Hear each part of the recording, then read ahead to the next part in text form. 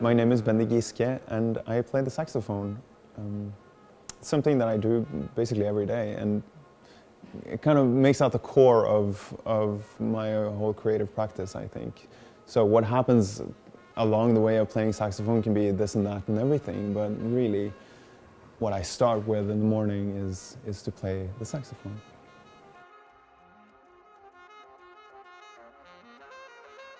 That album is kind of an extension of that practice that I established way before the first album that's called Surrender. So I wanted to keep developing that, and I really did that in front of an audience. You know, I'm alone on stage, so I always try out things. I always put some sort of tripping wire in there for myself and see what happens. So a lot of that repertoire really came from that development together with people. And then once I started putting it down, I wanted to explore kind of imagined spaces within the studio. Like, what, if anything, is possible? And I did this together with an electronic music producer in Norway called Bratten. He's brilliant, and he has this very extensive setup that he's spent years setting up. It's really his voice. So I got to kind of be in that space that he created, and just elaborate on those techniques. But I had a few very set dogmas. I wanted each track to be a single recording from beginning to end, because I feel that within this repertoire that I'm working with right now, that's really where the energy lies. A lot of these songs that I made for that album, I kind of perceive them as some sort of a surface, like a singular statement, a thing that goes on for a while, and I'm kind of able to listen within that as I play. I can be in it and try to perceive what's going on in real time and take an outside perspective rather than being the performer. I can be the observer. And as I work through this repertoire, there is an element of exhaustion and an element of kind of fatigue that comes in at some point. And there's like an honesty in there. I think, like, this repertoire, it's not very dense in a tonal or rhythmical way. It's quite repetitive, actually. But then within that repetition and within that kind of reiterating those movements, little moments happen, little moments that are almost unintended. So I can really be like a discovery within my own repertoire. Or discover them anyway, just take that perspective, that understand that our reality is a flawed thing, and once you look closer, there's just a lot to discover, which I find really exciting.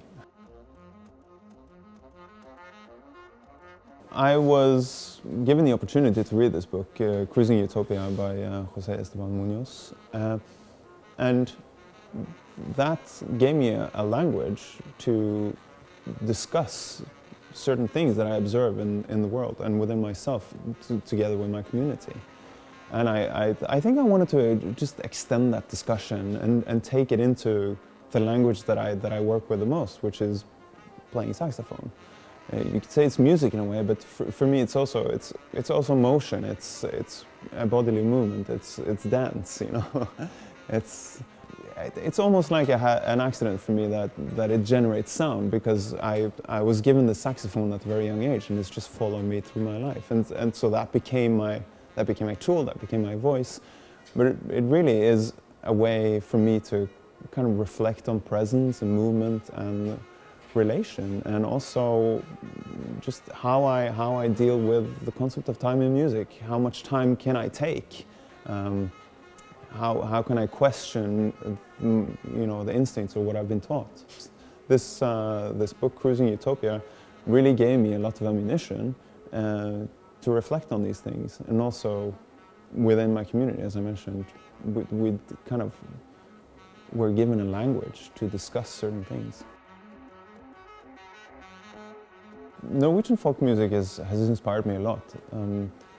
In the way that I adapt it, I listen to it, and I try to understand kind of the relationship and the blurred boundaries between sound and music. A lot of the rhythms, a lot of the sort of emphasis on pulse come from the steps in a certain dance. So a lot of the pieces actually have the name, they're named after the dance and not the other way around. And these dances, they take on different, they take on different qualities. One can be acrobatic, and another can be kind of a relational thing in a group or with two people. And so I really found kind of a lot of inspiration in that idea that music can be an iteration of dance, an iteration of movement, like a development of movement rather than dance being purely a reflection on music. So kind of just turning that around has really inspired me. The saxophone is a wind instrument, which means that it's very much a physical presence required. You have to reflect on your breath and develop breath techniques and also embouchure techniques. I also use voice together with a saxophone. And what I find is that there is both this materiality there that doesn't adhere to the just intonation that we're so tuned to in our ears, but also it means that literally hip movement has a large impact on my breath and will generate a particular sound or a particular gesture in the wind that becomes audible.